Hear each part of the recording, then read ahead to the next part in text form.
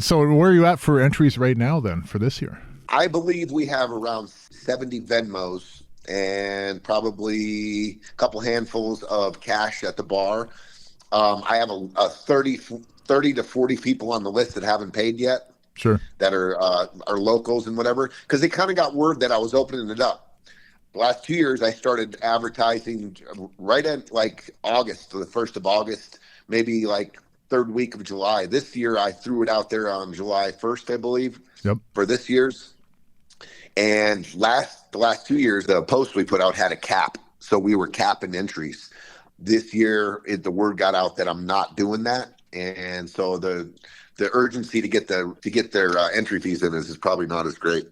I know in Minnesota here, it seems that, always on tournaments too, that you get towards the end, you have so many people signing up. Like even this last weekend, I'd won the 685 and under here that they had at CRs. They had three different brackets, but typically for us uppers over here, if I want to call us that, we don't always sign up in advance, but then we go and show up like at the day of sign up. Do you run into a lot of those too then as well?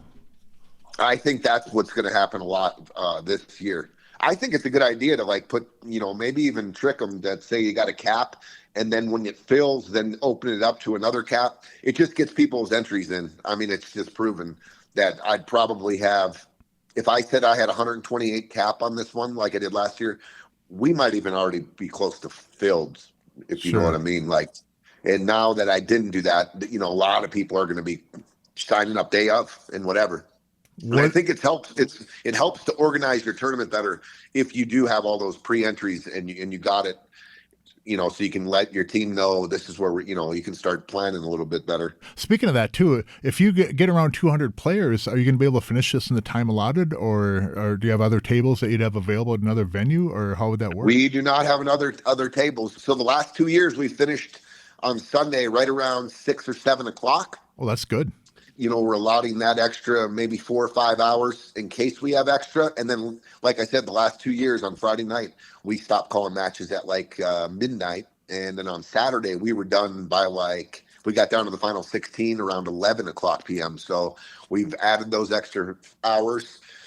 If it is a show and we get all these people and it's not going as smooth as we've had it the last 2 years, then we've talked about next year the Calcutta will be on Wednesday night, and we will open it up to 256, and we'll start Thursday, Friday. Man, Saturday, I really like hearing that. Instead of shorting the field, making more time in the week for it, because if you get you get up around 200 people, Tony, it's no brainer that the players are going to be there. They're going to come, and if you just make it so you have another day or even another day and a half for playtime, people are just going to eat it up, and that's how you make this tournament into a legacy.